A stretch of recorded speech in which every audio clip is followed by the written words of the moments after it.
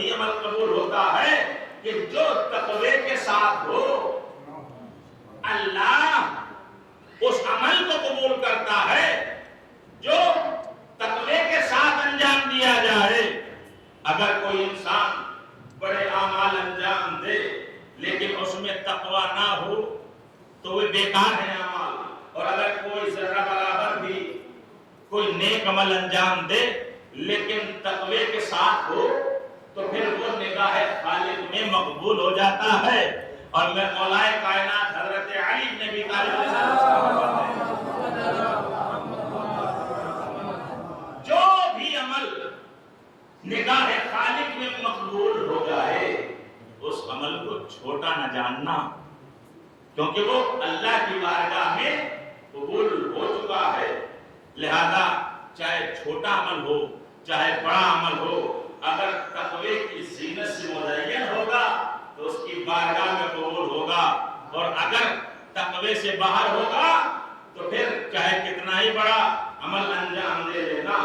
اللہ نے یہ باتیں واضح طور پر بیان کی ہے، بنیادی طور پر تقوی کو رکھا ہے اور ذکر کیا ہے، یہاں تک کہ بستیوں کی مثالیں بھی دی ہیں کہ تم ایک آدمی کی بات نہ کرنا، دو آدمی کا تذکرہ نہ کرنا، ہم نے پوری بستی کو عذاب میں ملوث کر دیا ہے۔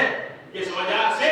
کہا تقوی نہ ہونے کی وجہ سے، اور پوری بستیوں میں ہم نے رزق وافر مقدار میں پہنچا دیا ہے، برکتوں کے دروازوں کو کھول دیا ہے۔ کس وجہ سے؟ تقوی کی بنا پر۔ لہذا جب انسان کفران نعمت کرتا ہے تو عذاب نازل ہوتا ہے، بھوک کا عذاب، خوف کا عذاب۔ پروردگارا کوئی ایسا راہ حل بھی بتا دے جس کی وجہ سے ہم اس عذاب سے اپنے آپ کو بچا لیں، اس عذاب سے ہم اپنے آپ کو محفوظ رکھ لیں۔ کیا ہے کوئی ایسا عمل کہ اگر ہم اسے انجام دیں تو ہم خوف سے بھی اپنے آپ کو محفوظ کر لیں، ہم بھوک سے بھی اپنے آپ کو محفوظ کر لیں؟ اللہ نے کہا کائنات میں کوئی ایسی شے نہیں ہے کہ جس کا تذکرہ ہم نے کلام الہی میں نہ کیا ہو۔ اگر تم چاہتے ہو خوف اور بھوک کے عذاب سے اپنے آپ کو بچانا تو سورہ قریش کی تلاوت کر لینا، ہم نے اس میں علاج رکھا ہے۔ خوف سے کیسے بچیں، بھوک سے کیسے بچیں؟ اللہ نے کہا بسم اللہ الرحمن الرحیم لإلاف قریش إلافهم رحلة الشتاء والصيف فليعبدوا رب هذا البيت الذي أطعمهم من جوع وآمنهم من خوف۔ خالق کائنات کہتا ہے کہ اگر تم بھوک کے عذاب میں ملوث ہو جاؤ یا تمہیں خوف چاروں طرف سے گھیر لے، گھبرانا نہیں ہے، پریشان ہونا نہیں ہے۔ فَلْيَعْبُدُوا رَبَّ هَذَا الْبَيْتِ، اللہ کے عبادت کرتے رہنا، تمہارا خوف بھی دور ہو جائے گا، بھوک بھی دور ہو جائے گی۔ سلامات پہلے محمد والے ضرب اللہ مثلا قرية كانت آمنة مطمئنة۔ ایک ایسی بستی کی اللہ نے مثال پیش کی کہ جس میں چاروں طرف سے رزق آ رہا تھا، کوئی کمی نہیں تھی۔ غلطی انہوں نے کیا کی؟ ان سے خطا یہ ہوئی کہ انہوں نے اللہ کی نعمت کا کفران کر دیا۔ جیسے انسان نے کفران نعمت کیا فوراً عذاب میں مبتلا ہو گیا۔ تو کفران نعمت بھی دو طرح کی ہوتی ہے۔ ایک نعمت وہ ہے کہ جیسے ہمارے اعضائے بدن ہیں، یہ آنکھیں ہیں، یہ بھی نعمت ہے، یہ زبان ہے، یہ بھی نعمت ہے، یہ کان ہے، یہ بھی نعمت ہے، یہ ہاتھ پیر ہیں، یہ بھی اللہ کی طرف سے نعمت ہے، یہ غذا ہے، اچھی حلال غذا، یہ بھی اللہ کی طرف سے نعمت ہے، یہ بہترین ٹھنڈا شیریں پانی، یہ بھی اللہ کی طرف سے نعمت ہے۔ تو انسان کا پورا بدن نعمتوں سے مالا مال ہے، نعمتیں ہی نعمتیں ہیں۔ لہذا اللہ کہتا ہے کفران نعمت نہ کرنا، چاہے وہ زبان، چاہے وہ کان، چاہے وہ آنکھ، چاہے وہ ہاتھ ہو، چاہے وہ پیر ہو، چاہے وہ صحت ہو، چاہے وہ غذا ہو، چاہے وہ ٹھنڈا پانی ہو، تمہیں کیا کرنا ہے؟ کفران نعمت نہیں کرنا۔ کیا کرنا ہے؟ تو اللہ کا شکر ادا کرنا ہے۔ کا شکر کیسے ہوگا؟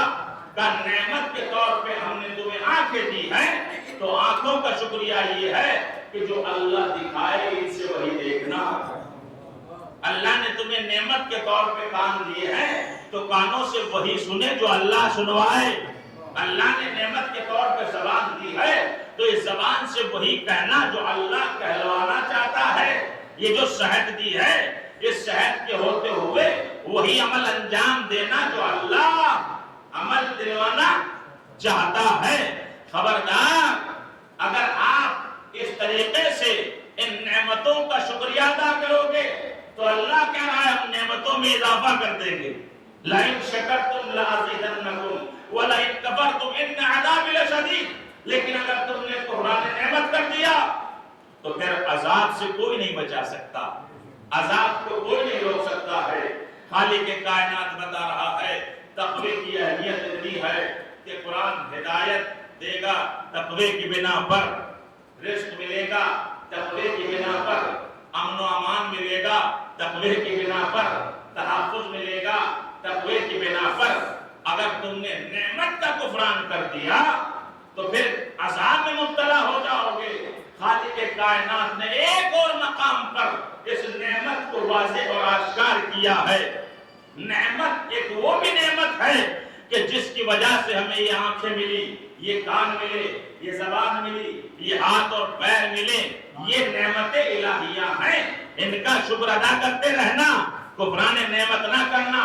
لیکن ایک ایسی بھی نعمت ہے کہ جس کے صدقے میں یہ زمین بنی, یہ آسمان بنے, یہ دریا بنے, یہ پہاڑ بنے, یہ درخت بنے, یہ پھول اور پودے, یہ ستارے, یہ چاند, یہ پوری کائنات وجود میں آئی ہے. کہ وہ کون ہے کہ اگر انہیں جاننا چاہتے ہو تو وہ چادر تطہیر کے نیچے ملیں گے. ایک صلوات پڑھے بر محمد والے. جو اصل نعمت ہیں, جو حقیقی نعمت ہیں, ان کا بھی شکریہ ادا کرتے رہنا. ان کا شکریہ ادا کرو گے تو پھر تم امن و امان میں رہو گے, تم تحفظ میں رہو گے, تم اذیت سے اپنے آپ کو محفوظ کر لو گے. لہذا ایک جگہ اللہ کہہ رہا ہے یا ایھا الذین آمنوا اتقوا اللہ ولا تموتن الا وانتم مسلمون. خالق کائنات واضح طور پہ بیان کر رہا ہے اے ایمان لانے والو, تقوی الہی اختیار کرنے والو, تقوی کا حق ادا کرو. ایک صلوات پڑھو.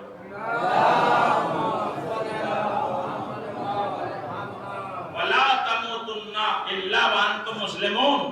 اور جب مرو تو مسلمان مرنا. جب تمہاری موت آئے تو وہ اسلام پہ آئے, جب تمہاری موت آئے وہ ایمان پہ آئے.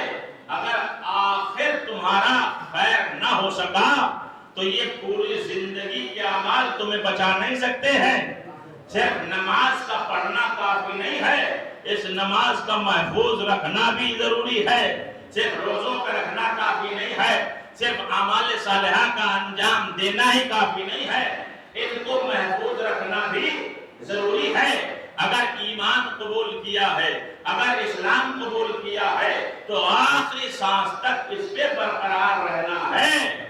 ایسا نہ ہو کہ اسلام تو قبول کر لیا, صاحب ایمان تو بن گئے, لیکن جب موت قریب آئی تو ایمان چلا گیا, اسلام چلا گیا, تو اب تمہارے لیے نجات نہیں ہوگی, اب تمہارا انجام بخیر نہیں ہو سکتا ہے. تو انجام بخیر کرنے کے لیے اسلام پہ مرنا ضروری ہے, ایمان پہ مرنا ضروری ہے, چاہے کتنے ہی دشوار حالات کیوں نہ پیدا ہو جائیں. میں آپ کے سامنے بیان کروں اور ذکر کروں کہ حجر ابن عدی ابن حاتم تائی وہ صاحبان ایمان میں سے عظیم شخصیت ہے کہ جب ان کو گرفتار کر کے چند افراد کے ساتھ لے جایا گیا تو شام سے قریب حاکم شام کا حکم آیا کہ جتنے ساتھ میں ہیں ان سے یہ کہلوا لو کہ یہ علی پر سب و ستم کریں, انہیں آزاد کرتے رہنا, انہیں چھوڑتے رہنا, اور دیکھو اگر کوئی دولت لے کے علی پر شب و ستم کرے تو اسے درہم و دینار کی تھیلیاں دے دینا. تاریخ کہتی ہے جو افراد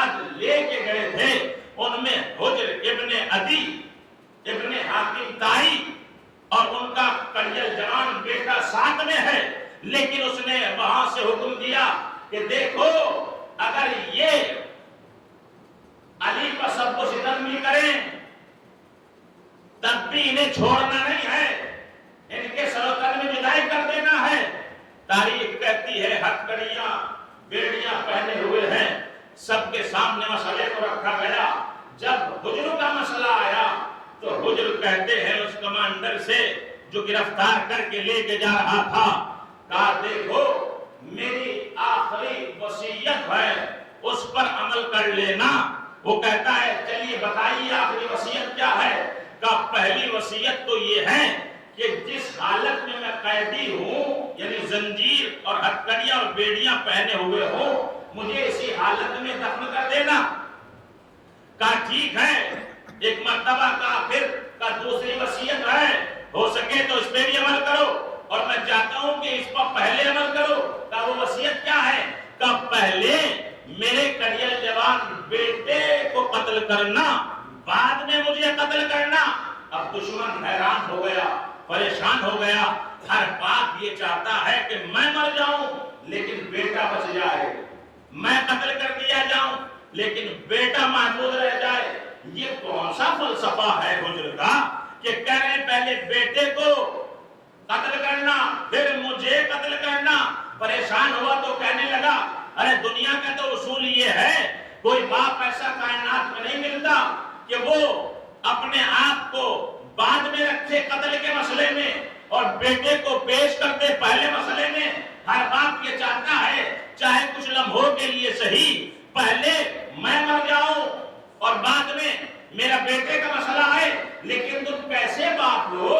کہ یہ باپ کا مسئلہ نہیں ہے, یہ ولائے علی کا مسئلہ ہے, یہ فلسفہ محبت علی ہے جو تمہاری سمجھ میں آنے والا نہیں ہے. کا فلسفہ تو بتاؤ محبت علی کا کیا فلسفہ ہے؟ کا فلسفہ یہ ہے کہ میں یہ چاہتا ہوں کہ میرا بیٹا آخری سانس ایمان پلے.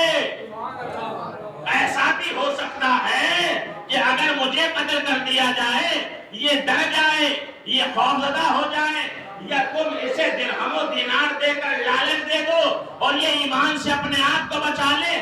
میں چاہتا نہیں ہوں, میں یہ پسند نہیں کرتا کہ اگر محبت علی کے بغیر انسان گمراہ ہونے کا اگر ایک رمق بھی وقت رکھتا ہے تو میں اس بات کو پسند نہیں کرتا, بلکہ میں اس بات کو پسند رکھتا ہوں کہ چاہے ابھی قتل کر دیا جاؤں, محبت علی دل میں ہونا ضروری ہے. سلامات پڑھے محمد ہو سکتا ہے میری بات یہ ڈر جائے, خوف زدہ ہو جائے, لیکن جب میں زندہ ہوں تو میں موجود ہوں اور میں جانتا ہوں کہ میرا بیٹا میری موجودگی میں خوف زدہ نہیں ہوگا. اور جو ایمان میں نے اس کے دل میں راسخ کیا ہے محبت علی کا, وہ نہیں نکل سکتا. اس کا اختتام محبت علی پہ ہوگا اور اس کا اختتام بخیر ہوگا. تو یہ فلسفہ محبت ایک باپ بتا رہا ہے. یہ ہر کس و ناقص باپ نہیں بتا سکتا, یہ وہی بتا سکتا ہے کہ جس کے دل میں محبت علی اجاگر ہو جاتی ہے. صلوات پڑھے اور محمد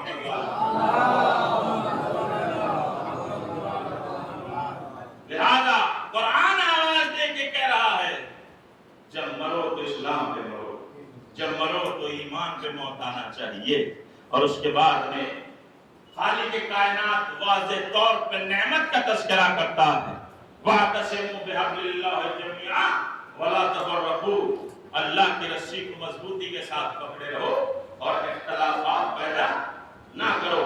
اور اس کے بعد اللہ یاد کرا رہا ہے اس وقت کو یاد کرو. کون سا وقت ہے؟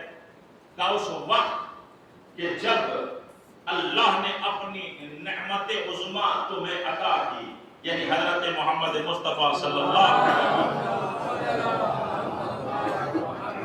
ان سے بڑی نعمت کائنات میں نہیں ہے کوئی.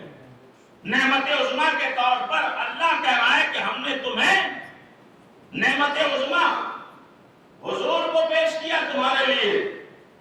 حضور نے کیا کیا؟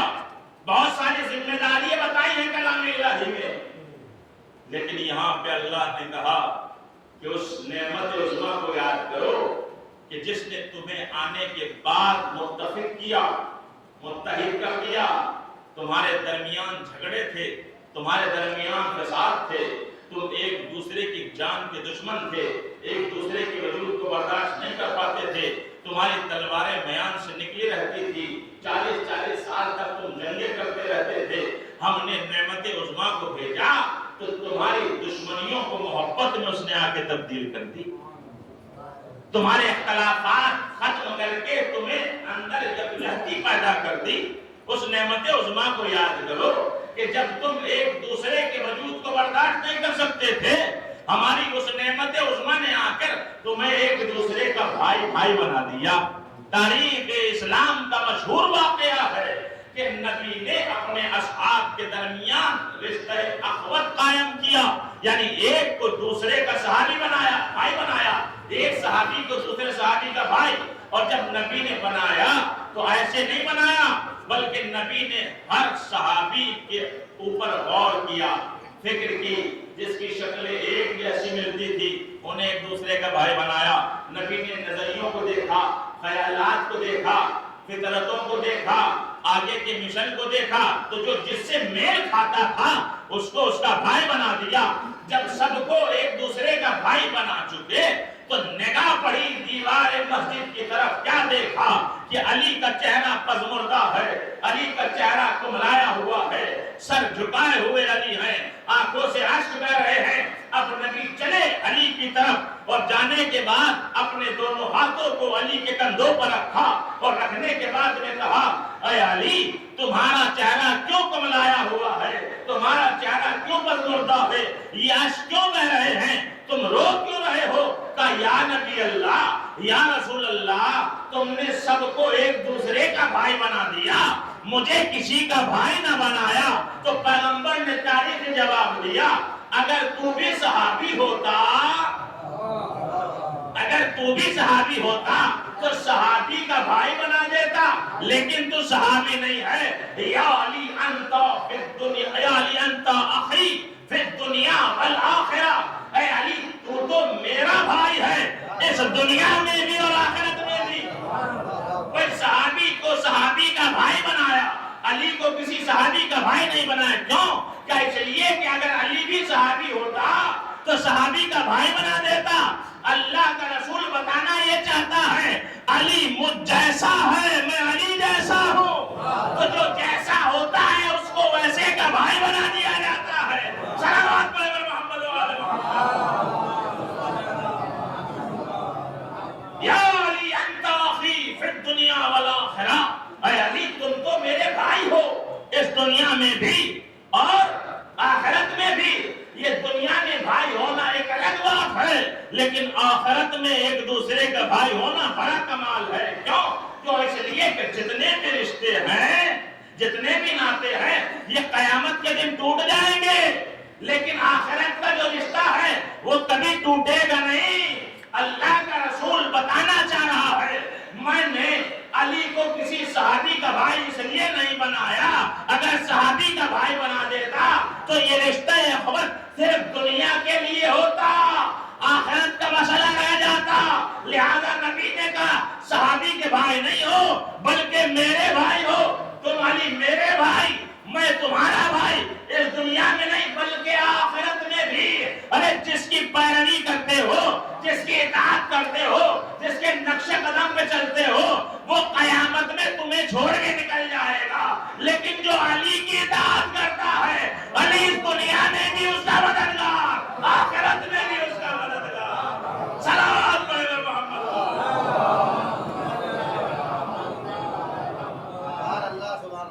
نعمت عظمیٰ آئی اور آنے کے بعد ایک دوسرے کا بھائی بنا دیا، اختلافات ختم کر دیے، پیار اور محبت ایک دوسرے کے دلوں میں ہونے دیا پیغمبر نے۔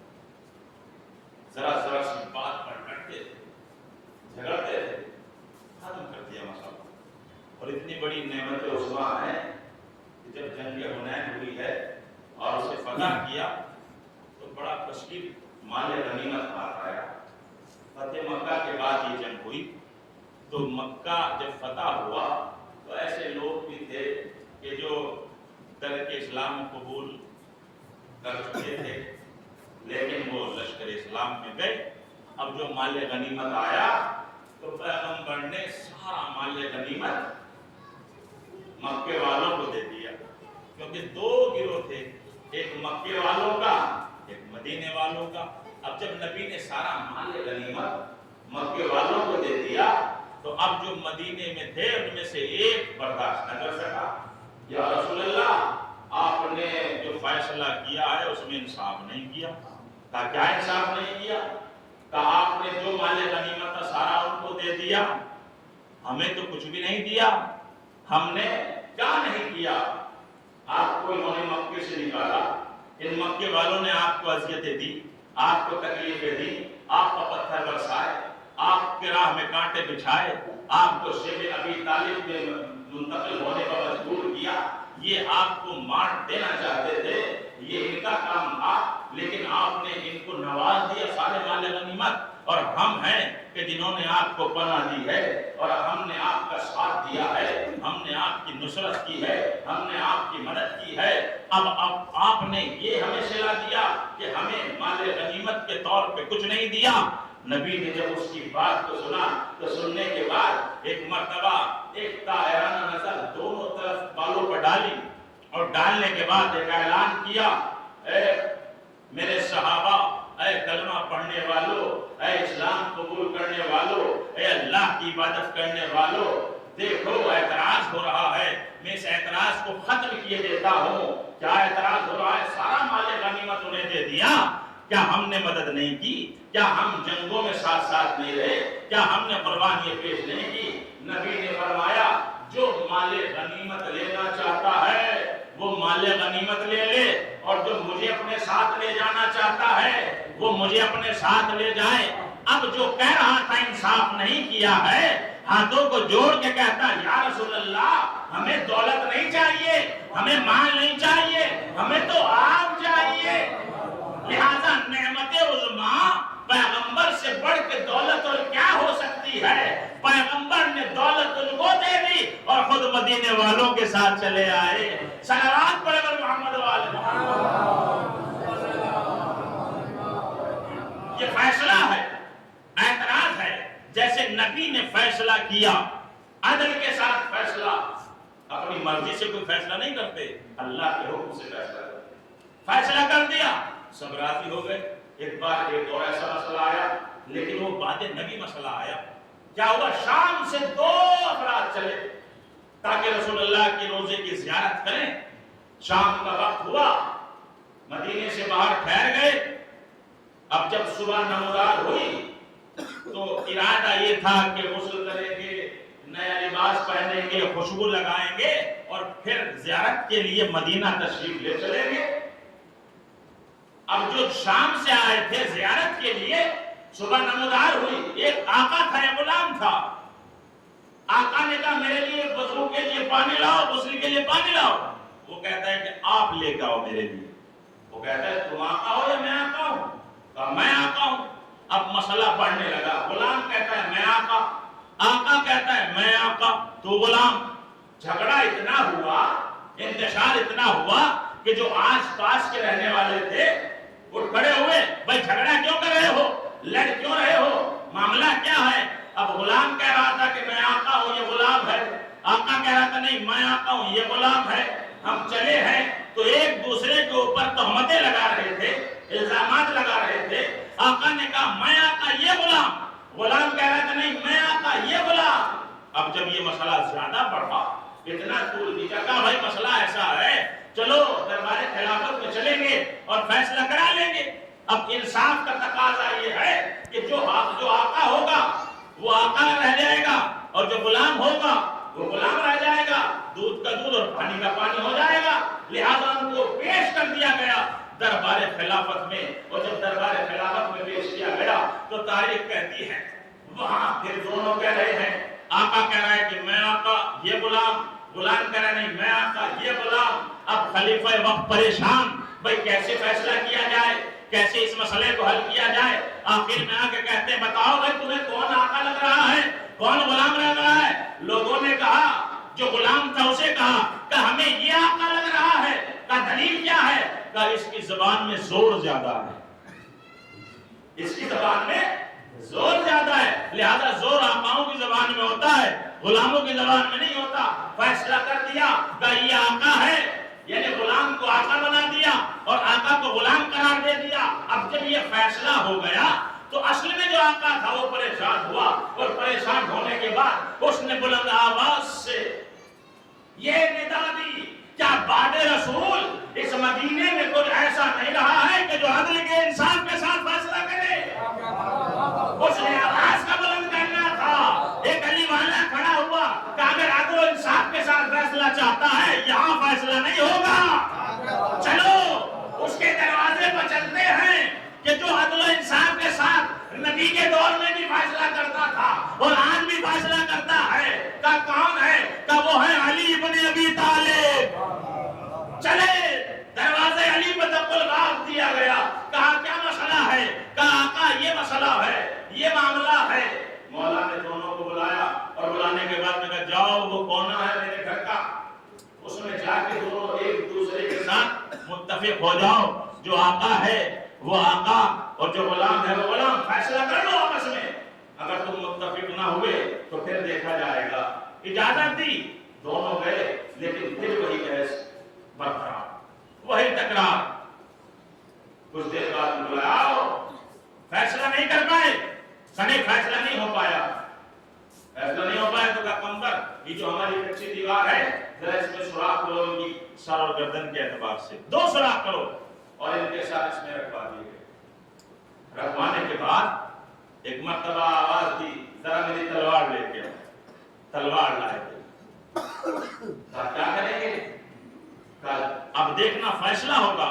جو آقا ہے وہ آقا اور جو غلام ہے وہ غلام.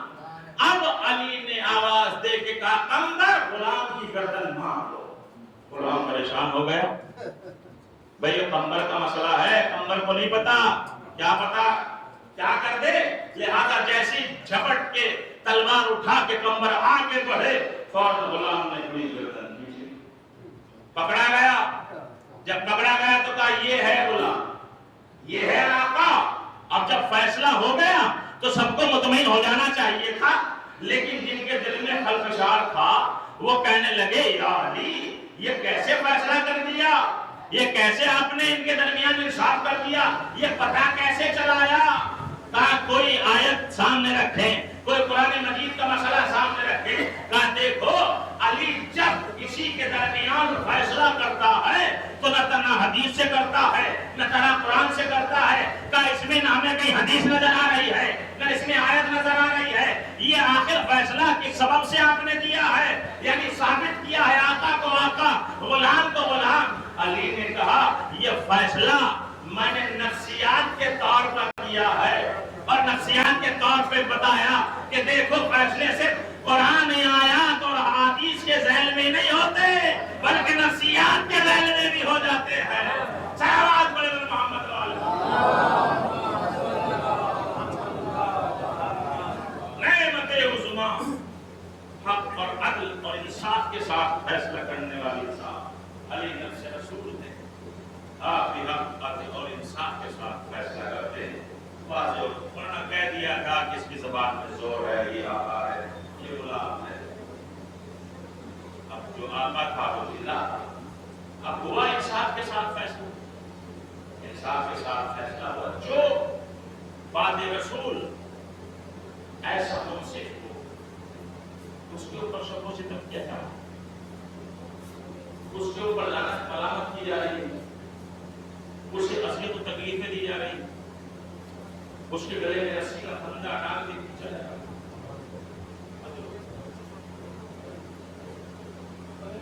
لوگوں کو چاہیے تھا احترام کریں, اللہ کا شکر ادا کریں کہ ایسی شخصیت اللہ نے ہمارے درمیان میں رکھی ہے. لیکن تاریخ کہتی ہے کہ علی جب تک رہے نبی کا بھی تحفظ کرتے رہے, لیکن علی کا بھی تحفظ کرتے رہے. لیکن علی نے اللہ کی بارگاہ سے ایک ایسا بیٹا طلب کیا کہ جو بعد علی حسین کا ویسا ہی مددگار جیسا علی پیغمبر ہے. نماز شب نے مانگا تھا مولا پاک سے, تمنائے علی کے پاس. تاریخ کہتی جب وقت آخر آیا تھا تو اپنے گھرانے کے تمام افراد کو امام حسن کے سپورٹ کر دیا, بیٹا تم سرپرست ہو, تم ذمہ دار ہو, تو ام المؤمنین آگے بڑھ کے کہتی تھی اے میرے والی و وارث سب کو شہزادے حسن کے سپرد کر دیا لیکن میرے عباس کو سپرد نہیں کیا. ایک مرتبہ آواز دے کے کہا عباس کو میرے قریب بلایا جائے, حسین کو میرے قریب بلایا جائے. اور ایک مرتبہ عباس کا ہاتھ حسین کے ہاتھ میں دے کے کہا میں عباس تمہارا ہاتھ حسین کے ہاتھ میں دیتا ہوں. اے عباس حسین سے خبردار رہنا. تاریخ کہتی ہے کہ بچپنا ہے عباس کا لیکن تمام زندگی جب تک جیے ہیں آقا کہہ کے پکارتے رہے, کبھی بھائی کہہ کے نہ پکارا. تاریخ کہتی ہے کہ کربلا کے میدان میں کسی عباس دلاور نے اپنی جان حسین کے اوپر قربان کی ہے. تاریخ کہتی ہے ایک عالم دین پہنچے ہیں امام حسین کے روضے پر اور جانے کے بعد تاریخ نے لکھا کہ زیارت کی. اس کے بعد مولا عباس کے روضے پر پہنچے, زیارت کی اور اس کے بعد مولا سے کہا مولا آپ نے مجھے سب کچھ عطا کیا ہے, یہ جتنی میرے پاس نعمتیں ہیں یہ سب آپ کے توسط سے مجھے ملی ہے, لیکن میں یہ چاہتا ہوں کہ براہ راست مجھے پتا چل جائے کہ کوئی نعمت آپ نے مجھے عطا کی ہے. ابھی یہ اپنے دل میں مولا عباس کی زری پہ کھڑا ہوا کہہ رہا تھا کہ پیچھے سے دربان کی آواز آئی اگر کوئی مولا عباس کی اصل قبر کی زیارت کرنا چاہتا ہے تو آئے, آج راستہ کھلا ہوا ہے. فوراً شکریہ کیا مولا, اتنی جلدی آپ نے دعا قبول کر لی. تاریخ کہتی ہے چلا تو دربان نے کہا اور دیگر اگر کوئی آنا چاہتا ہے تو آ جائے اور وہ بھی اصل قبر کی زیارت کر لے. تاریخ نے لکھا یہ عالم دین بھی چلے اور وہ بھی چلے جو آس پاس دو چار افراد تھے. جب جانے لگے تو تاریخ کہتی ہے ایک مرتبہ اصل قبر کو دیکھا اور دیکھا کہ چاروں طرف پانی طواف کر رہا ہے. دربان کہتا ہے کہ اگر تم چاہتے ہو یہ آب شفا یہاں سے لے جانا تو لے جانا, اپنے وطن اپنے اقربا میں اپنے عزیزوں میں تقسیم کر دینا. یہ آب شفا ہے, بیماروں کو پلاؤ کے شفا مل جائے گی. لہذا آواز دے کے کہتا ہے کہ یہ چند بوتلیں ہیں, اگر چاہو تو بھر لو. سب نے بوتلوں کو لیا اور آب شفا کو بھرنا شروع کیا. ان میں سے ایک شخص آگے بڑھا, اس نے ایک مشکیزہ نکالا اور کہا اے دربان کیا اجازت ہے یہ مشکیزہ میں بھر لوں. پہلے تو مشکیزے کو دیکھا دربان رونے لگا. اصل قبر ہے میرے مولا کی اور مشکیزہ اصل قبر پر دیکھا تو گریہ کرنے لگے. کہا بھائی آج جتنا پانی لے جانا چاہتے ہو لے جاؤ, آقا کے پاس پانی کی کوئی کمی نہیں ہے. اس نے اپنے مشکیزے کو بھرا. جب باہر آئے تو ایک دوسرے سے کہہ رہے تھے اتنا کچھ نصیب ہے یہ انسان, اس نے بہت زیادہ آب شفا لے لیا, زیادہ لوگوں کو شفا ملے گی, لہذا اپنے وطن جائے گا, مومنین تک یہ پانی پہنچائے گا, اپنا قربا تک پانی پہنچائے گا, زیادہ افراد کو شفا مل جائے گی. وہ کہتا ہے کہ نہیں مجھے اپنے وطن نہیں لے جانا ہے, مجھے اپنے گھر نہیں لے جانا ہے, بلکہ روایت کہتی ہے کہ وہ اس مشکیزے کو جو قبر عباس کے طرف سے پانی سے بھرا تھا وہ کربلا سے سیدھا شام پہنچ گیا. اور جب شام پہنچا تو تاریخ کہتی ہے جناب سکینہ کی روزے پر ارے پبلک زیارت میں مصروف تھی. ایک مرتبہ یہ پانی کا مشکیزہ لے کر ارے قبر جناب سکینہ پہ پہنچا, مشکیزے کے دہانے کو کھولا اور ایک مرتبہ زری پر پانی کو چھڑکنا شروع کیا. اے شہزادی میرے آقا سے کربلا میں پانی کا سوال کیا تھا, لو میں تمہارے چچا کے پاس سے پانی لے کر آ گیا. ایک قرآن بپا تھا, گریہ بکا ہو رہا تھا, مشکیزے کو دیکھ کر سر و سینہ پیٹا جا رہا تھا. ارے یہ وہی عباس اور ان کی بھتیجی سکینہ ہے. کربلا میں جس بھتیجی نے کہا تھا چچا پیاس مارے ڈال رہی ہے, تو عباس مشکیزے سکینہ کو لے کر نہر فرات میں پہنچ گئے تھے. نہر فرات سے پانی کو بھرا تھا. تاریخ کہتی ہے چلو پانی لیا, خود بھی پیاسے تھے لیکن پیا نہیں, دریا کے منہ میں مار دیا. ارے ایسا کیسے ہو سکتا ہے, میرا آقا پیاسا رہے اور غلام پانی پی لے, سکینہ پیاسی رہے, عباس پانی پی سے عباس پیاسے نکل آئے. تاریخ کہتی ہے پچھلے ساتھ نے اعلان کیا اے لشکر والو تم نے دیکھا ہے پیاسوں کی جنگوں کو اگر یہ سیراب ہو گئے ان پر قابل نہ ہو سکو گے. چاروں طرف سے تیر برسائے جانے لگے. ارے دھوکے سے عباس کے ایک بازو کو قطع کیا پھر دوسرا بازو قطع ہو گیا. تاریخ نے لکھا ایک تیر آیا جو مشک سکینہ پہ لگا, ایک تیر عباس کی آنکھ میں بے بس ہو گیا. ارے ایک مرتبہ عباس نے چاہا آنکھ سے تیر کو نکالے لیکن ہاتھ پہلے ہی قلم ہو چکے. گھٹنوں کی مدد سے چاہتے ہیں کہ ایک مرتبہ تیر کو نکالے. پیچھے سے ایک ظالم نے گرز مارا, سر عباس شکافتہ ہوا, گھوڑے سے زمین پہ گرے. ایک عالم تھے ارے جب روزے امام حسین پہ جاتے تھے ارے کتاب کھول کے بڑی طویل زیارت پڑھتے تھے. امام موسیٰ قاسم کے روزے پہ جاتے تھے کتاب کھولتے تھے طویل زیارت پڑھتے تھے. لیکن وہی عالم تھی جب عباس تلاوت کے روزے پہ جاتے تھے تو کتاب کو وہ بند کر دیتے تھے اور کتابیں دل سے پڑھتے تھے. السلام علیکہ یا شباب الحسین, اے حسین کی جوانی عباس تجھ پر سلام. السلام علیکہ یا حجاب زینب, او زینب کے پردے کے محامل تجھ پہ میرا سلام. جو مرثیہ حسین نے عباس کے لالے پہ پڑھا الان القذرہ داری وقلت حیلتی. عباس تیرے جانے سے جا رہی ہے تقوی کی, یہ حقیقت بتائی جا رہی ہے پرہیزگاری کی کہ انسان اگر تقوی سے تعلق رکھتا ہے یعنی متقی ہے تو اسے قرآن بھی پڑھ کے ہدایت کرتا ہے, اس کے اعمال بھی اللہ قبول کرتا ہے, اس کے لیے اللہ برکتوں کے دروازوں کو کھول دیتا ہے. اور پھر خالق کائنات کلام الہی میں ایک بستی کی اور مثال پیش کرتا ہے. ضرب اللہ مثلا قریۃ کانت آمنۃ مطمئنۃ. قرآن مثال دے رہا ہے ایک گاؤں کی, ایک قریے کی, ایک بستی کی کہ اس بستی میں امن و امان بھی تھا, اس بستی میں چین و سکون بھی تھا.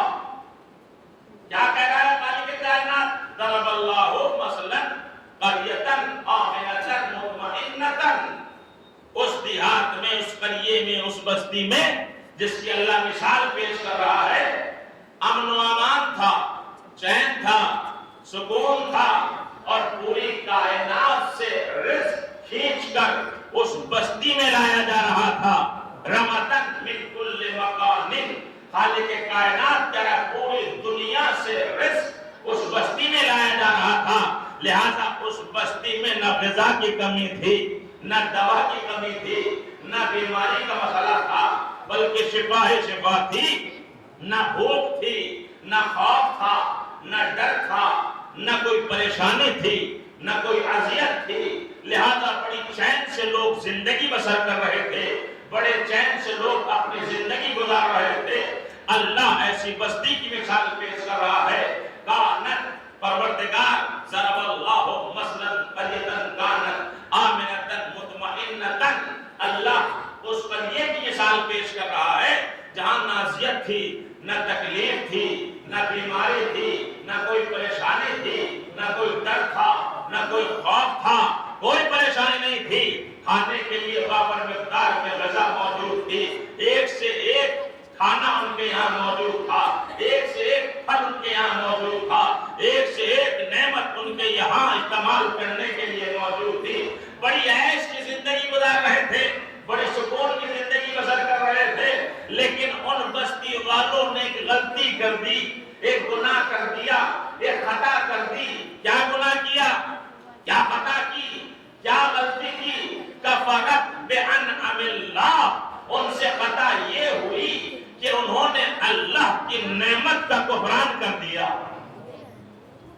سارا سکون بستی والوں کے لیے اللہ کی طرف سے, ہر طرح کا رزق اس بستی میں اللہ پوری کائنات سے لا کے اکٹھا کر رہا ہے. کوئی خوف نہیں ہے, کوئی دہشت نہیں ہے, کوئی اذیت نہیں ہے, کوئی پریشانی نہیں ہے. لہذا زندگی گزارنے والوں نے ایک خطا کر دی، ایک گناہ کر دیا، اس یار سے